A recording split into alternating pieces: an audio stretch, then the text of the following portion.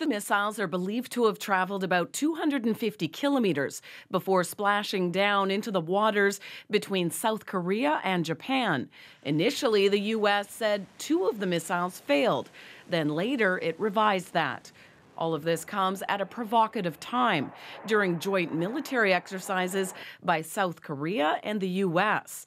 And just days after Donald Trump's Phoenix rally, where he said this. Kim Jong-un, I respect the fact that I believe he is starting to respect us. I respect that fact very much. A change in tune from Trump's warning to Kim Jong-un weeks earlier. North Korea best not make any more threats to the United States.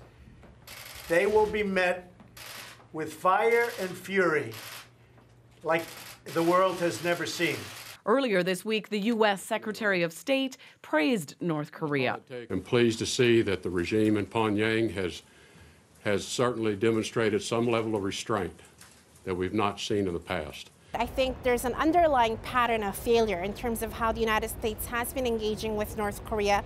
It lacks consistency and it lacks long-term strategy. This Canadian North Korea expert wasn't surprised by this latest incident.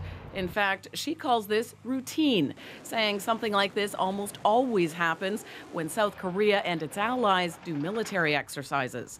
This time, she says there could be a role for Canada in diffusing the tension. Whether it is humanitarian aid or promoting dialogue and diplomacy, especially when we have somebody like President Trump in the United States who is very much aggressive. Speaking of the president, the White House says he has been briefed on the situation and the U.S. is monitoring it.